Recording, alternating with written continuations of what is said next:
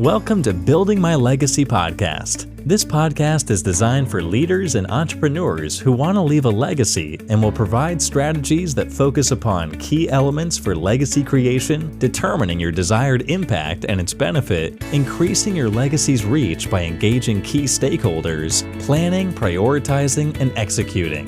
Here's your host, Dr. Lois Sonstegard. Welcome, everybody, to today's Building My Legacy podcast. I have with me today Dan Duckworth. He is the founder of the Crucible Life, which is an online leadership community of changemakers to facilitate his mission to make deep change accessible to the masses, not just to the executives. He's led complex executive-level transformational initiatives, as well as peons, okay, that includes probably most people, CEOs, consultants, and as a coach and teacher, he's done a tremendous amount. His current mission is to find, liberate, unite, inspire, unleash the change makers across every industry and sector, regardless of job function or authority. So, Dan, that is rather remarkable what it is that you're doing. Tell us a little bit about what is a change maker and what is it you're really trying to achieve? Oh, thanks, Lois. I'm glad to be here with you. I love talking about this because, as you mentioned, I've got a personal life mission right now to find the change makers and to gather them and to unite them into a single community that we believe will be incredibly powerful, not just for the individuals who join this community, but for the community itself. We'll be able to do powerful things. So your first question is the right question. What is a change maker? And fundamentally, it's somebody who makes change. But as an identity, it's really somebody who feels deep down inside like they have a mission or a purpose to lead change for the people they love and the communities they care about. And these could be people who have identified as leaders and change makers from the very beginning of their lives as young people or as young adults, or they're people who are coming into it late into the stages of their life where suddenly they realize something needs to change in the world or in my part of the world. And not only that, I think I'm supposed to be the one who leads the change. And so we get all kinds of people who, some of them are ready and they've got leadership chops and they've got leadership experience. And others come to us and say, I'm kind of getting into this for the first time. I realize I've been a boss, I've been a manager, I've been a parent, I've been a teacher, whatever it is. But now I think I'm supposed to be a change maker. Okay. So before we go further, I need to know a little bit, and I think our audience needs to know a little bit about what your background is and what brought you to having this passion. Yeah. So like you read in the bio, I started out as a peon and somehow I ended up leading executive level transformational initiatives where I was basically partnering with the executives in the company, coaching them either behind the scenes or by their side to do big, strategic, important changes for the organizations that we worked for. Okay, so what does that mean? What's a big strategic change? Because I think everybody defines that so differently. So what does that mean? Well, every organization gets locked into patterns, into we can call them habits. They get locked into a culture.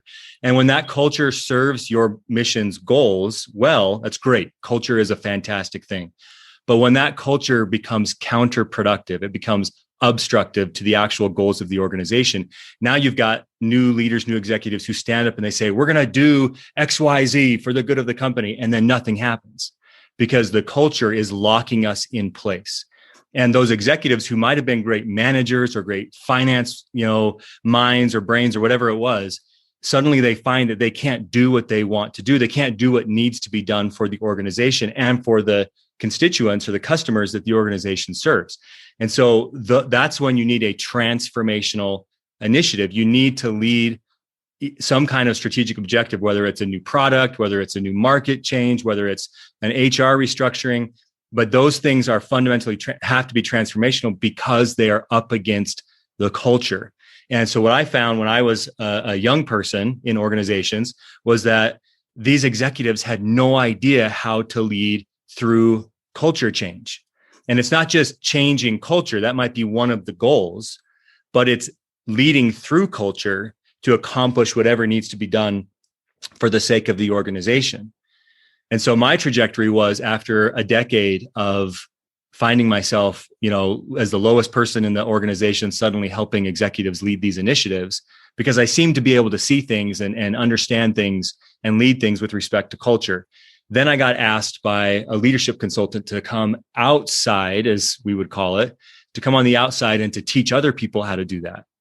And so that started what's been now a 6 or 7 year journey of learning how to empower other people to become change makers. Got it. Okay, so let's go back to what it is that you're creating in terms of change makers. You're trying to create a community of change makers, but why a community? What does a community of change makers do? Yeah, it's actually fascinating. So you have to go back to the very most basic question about, what do you believe about leadership and how does leadership change? Because if you believe leadership reflects knowledge, then you need to transfer knowledge to people.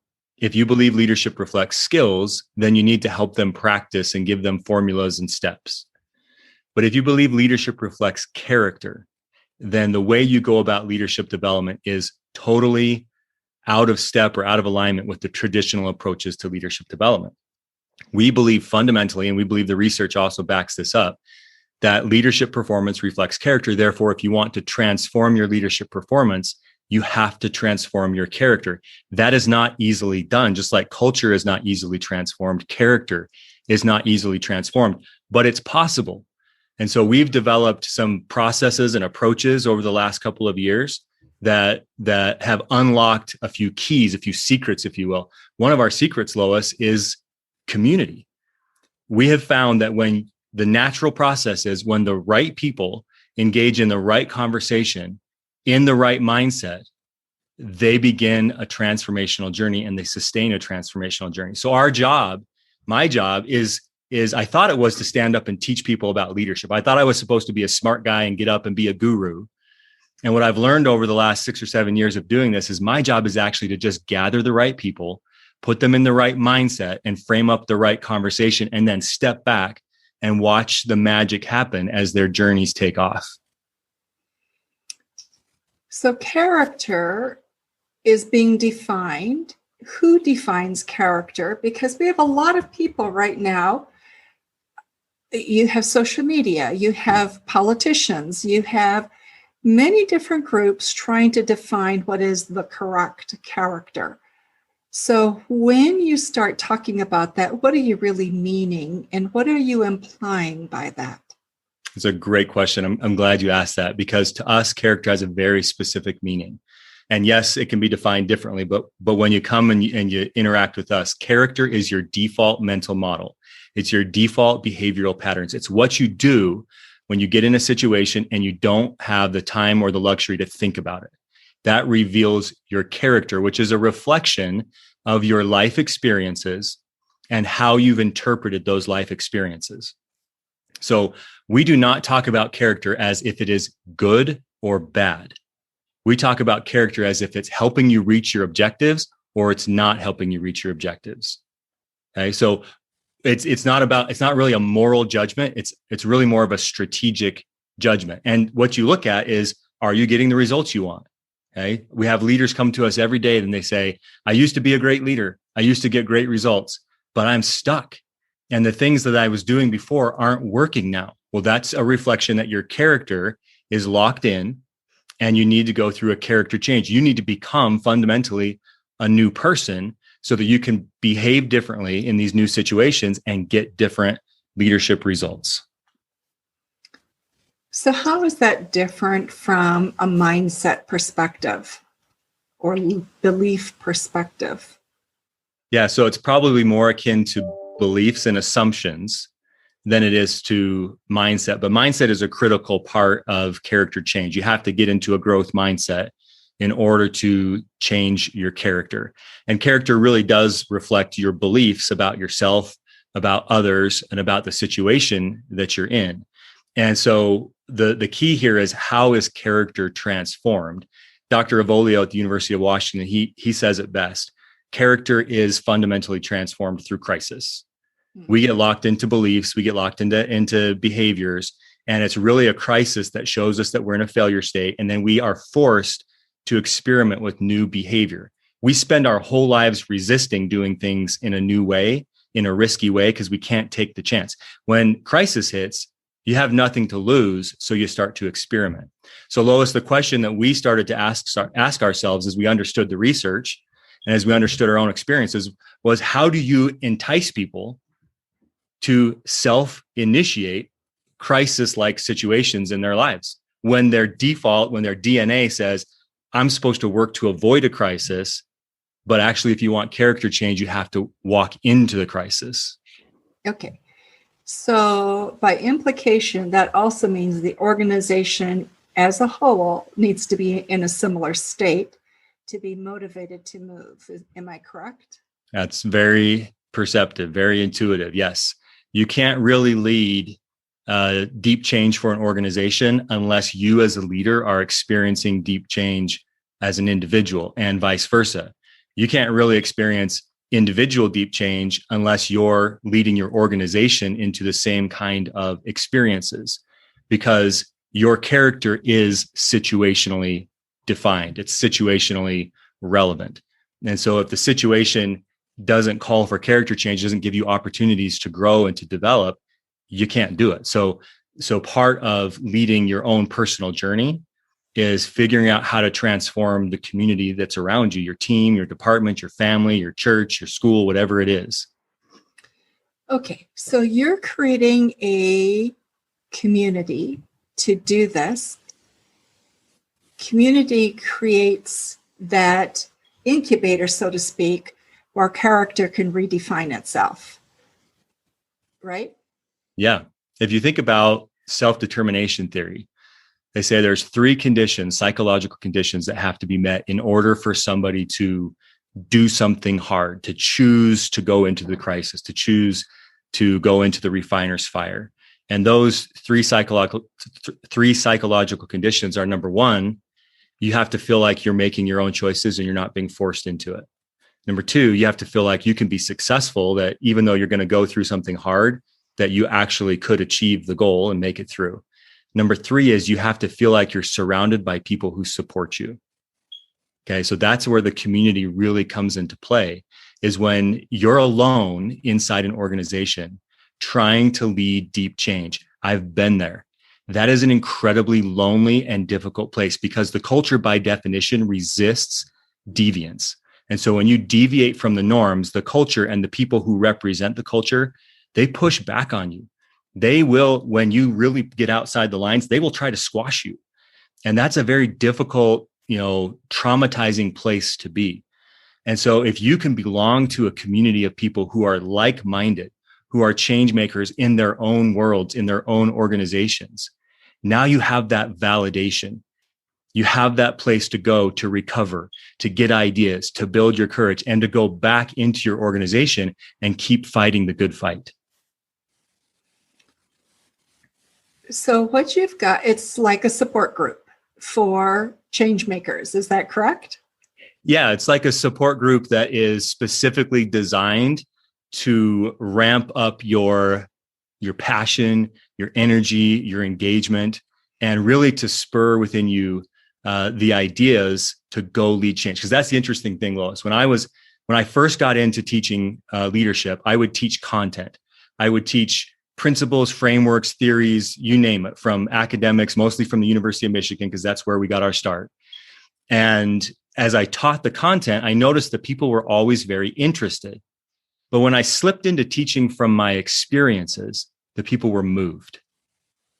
And so I started to really analyze what's going on there. And the people would come up to me and they would say, "How did you do that?"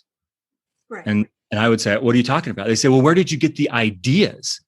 I'd say, "Well, they just came from inside of me." "Well, where did you get the courage to act on those ideas?" "That just came from within me."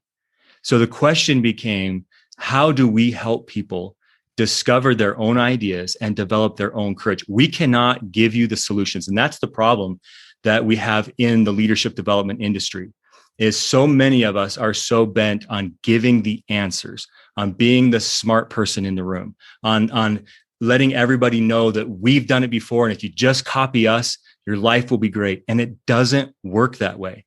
Every great leader, every change maker that we celebrate, whether they are famous or whether they are just a local person that we know, the ideas always came from inside of them.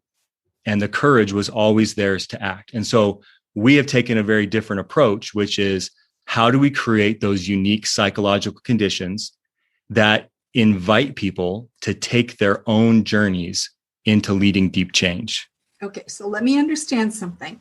Yeah. You're taking people who are incredibly busy, who are in a lot of pain, who are overwhelmed, stressed, a board of directors breathing down their neck, and an organization that is not receptive, and you want them to now join a community. Is that correct? Well, what we don't want them to do is go binge on a bunch of podcasts and go binge on a bunch of self-help books. What we don't want them to do is go back and get an MBA because they think that's going to solve all of their problems. We don't want them to go sign up for a course that's going to require them to sit in a classroom type setting, even if it's over Zoom, for 5 hours a week for the next 30 weeks or even the next 2 weeks. We don't want them to go spend $15,000 to go spend a week at Harvard University Executive Education for leadership, because those things are all focused on knowledge transfer and skill development. Instead, they have the opportunity to simply find their people and to engage. And this is what we're experimenting right now, Lois, with the Crucible Life. It's all a virtual-based community. So we've done this with in-person communities, and it's electric. When these people get together and they have the right conversation and the right mindset, it explodes. And so now we've said, how do we make this accessible to the masses, right? We can do this for the Fortune 500 companies like we have. And then you have to be lucky. You have to be in that company. They have a huge HR development budget. They have a focus on leadership development. And out of 3,000 managers, they chose you to be one of 30 people to participate. See, I had that experience. And then I started talking to other people who I knew and loved, and they needed this opportunity. They were change makers at heart, but they were stuck. And I was saying, I know how to help these people, but they will never have this opportunity because they don't work for the right company and they're not lucky. So then the question for me became, how do I take these secrets, so to speak? How do we make these accessible to whoever wants it? Now I start using the language of the masses and people say, oh, so you're doing this for everybody in the world. I say, no, we're doing this for everyday leaders, for change makers, for people who feel called inside. They feel something saying to them, you're supposed to do more. You're supposed to be more because the people you love and the communities you care about are desperate for you to do more and to be more. And if not you, then who? And so we want to find those people and say, yeah, you may be an executive, but you may not be. You may work in for-profit, but you may not. You might work in business. You might work in education. You might be a pastor of a church. But we want to give you the opportunity to really develop and explore your own potential by going on your own journey. Now, if you look, Lois, at what's called the hero's journey in literature, I love that archetype because it's such a great parallel for the way leadership actually develops in the real world. You go through the hero's journey, but on every hero's journey, there are friends and mentors. You can't make it alone. It's your journey. You have to do the work. You have to lead the change, but you can't do it alone. There's always friends and mentors. And so that's what we're building through the Crucible Life, is a community of change makers who support each other. And yes, we have the gurus. Yes, we have the coaches. So we have the friends and the mentors. And as you get connected into that, it's amazing to watch what happens to these people. I mean, they literally will get on a call and they'll say, I have no idea what just happened, but I was listening to so-and-so talk about her story and about her journey, and something just changed inside of me. And then I went and I did XYZ in my own organization. I never imagined doing that before. And now all of a sudden they're on the journey. So in order for this to work and for people to arrive at the point where they're a part of your community, there's already an awareness, right? That there is something more that's driving them. And they also are accountable to an organization that may not be ready. So how do you help them deal with that? Well, it's a great point. So there's actually different stages for every change maker. And we have people come to us who say, I'm not sure I'm a change maker, but there's a seed that's been planted in their heart. There's something going on there. So they actually need to go on a journey to discover their identity as a change maker. And then we talk a lot about trophy goals. Those are the big, wild dreams that you're after that really motivate you to go into and through the refiner's fire.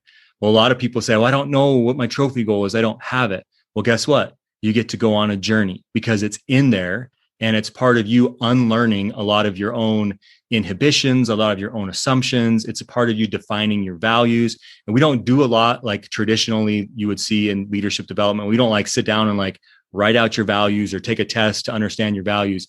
You just get into your situation and you start leading and you start making change and you learn through your own epiphanies what it is you value, right? So I was just on one of our calls in the class last week, and we do a segment called Your Story. So I was helping a woman named Carrie kind of break down her story. Where are you at right now in the hero's journey? And let's just talk about it and see if we can help you generate epiphanies, because that's all we really do. Generate epiphanies, and then you go act on them. So I said to her, do you know what your trophy goal is? And she said, no, this is really frustrating me. I want to know, right? But she has so much energy to lead change. So I just asked her a few different questions. And all of a sudden she started talking about this problem in the world. She started talking about how she feels like there are so many women in the world who are ready to have a voice, who are ready to lead change, but it just seems so inaccessible to them. And they lack the character or the vision to see themselves really rising up as a change maker. And she said, I just have this vision of helping thousands and thousands of women to find their voices as change makers. And I stopped her and I said, that sounds an awful lot like a trophy goal, right? So she had that inside of her and she's on the journey to discover that. Then the next stage is going on the journey to figure out how do I have to change myself in order to become the kind of person who can lead that kind of change? Because that right now, helping thousands and thousands of women find their voice, that's beyond her capability. She's not currently able to do that, but she is able to become that. So that's her next stage of her journey. And it just goes on and on and on. That's why we call it, Lois, the Crucible Life, because this isn't a one-time experience. When you join the Crucible Life as an identity, what you're saying is, I'm going to grow and go through journey after journey after journey for the rest of my life, because I'm going to change the world for as long as I live. Got it. So what's interesting about what you're saying is some time ago, I did a podcast with a gentleman out of London who does executive coaching with major leaders in the UK, also Europe, particularly with the oil industry. And his comment was, if people are unhappy with the workplace we've created, have we defined leadership incorrectly? And I think part of what he was getting at is part of what you're saying, and that is we keep trying to create something within a system that we don't really fundamentally change. And so when that happens, we have energy, but we don't really see the results that we're looking to see. Is that sort of in keeping with where you're at? Yeah, Lois, for me, leadership is only a utility. It's not something that you aspire to in and of itself. It's not a goal in and of itself. It's a utility. It's a means to an end.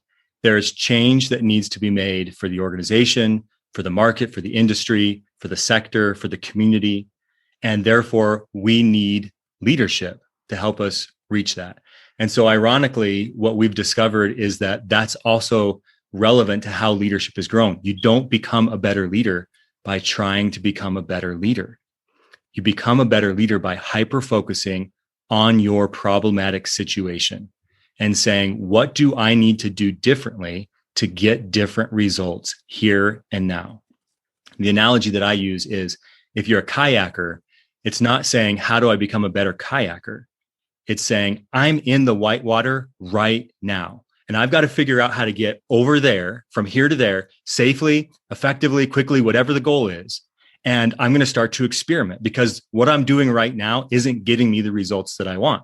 So I experiment with how I hold the paddle, how I lean, all of those things until I get to the other side. Now, two great things have happened. Number one, the goal of achievement. I got to the other side. I accomplished my goal because I was willing to experiment with new behavior.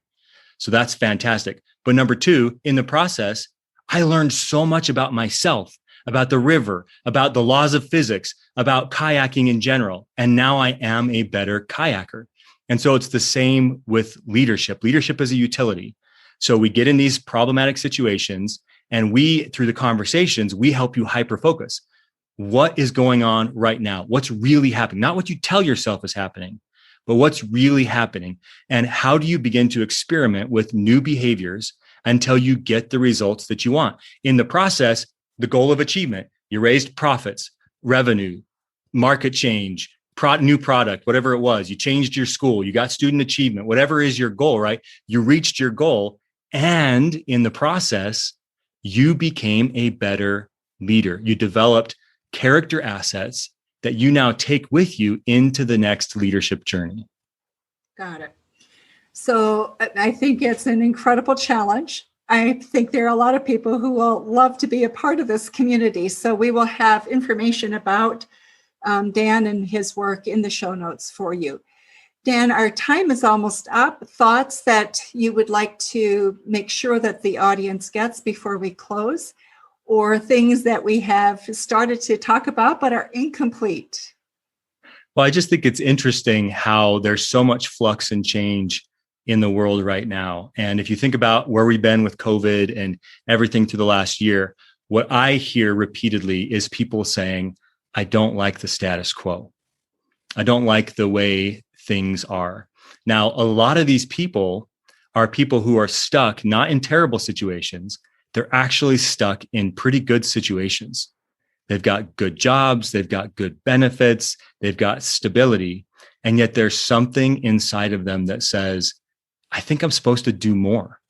I think I'm supposed to become more because the people I love and the communities I care about are looking to me. And so that's really, it's a phenomenon that I think is growing in the world. And we're trying to create a home for people like that, a place to come hang out, to find the others who are like you, not because they're the same gender or the same politics or the same nationality or the same race, but because they also have the heart of the change maker. And so we just encourage anybody who thinks that might be them or wonders if that's them, they can come check us out at cruciblelife.com. You can also find me at danduckworth.net is a great place to connect. And if anything, my email address is on there. Shoot me an email and just say, hey, here's what's going on. Help me think through this. Because that's what we do every day is we try to find, to gather, unify, liberate, and empower the change makers. So, Dan, it has been wonderful to have you on the podcast and to hear about what you're trying to do. I think there are a lot of people who would like to do more. We hear it from the younger generation, particularly. How do I leave a mark? And those of you who are building a legacy, this is an important issue for us to think about. So information about Dan and his work will be in the show notes for you. Dan, thank you so much for being with us today. Lois, you're doing great work. Thank you. You are so welcome. And for those of you who are listening to Building My Legacy podcast, thank you very much. And be sure to visit our website at buildtomorrow.com and our social media as well. Thank you.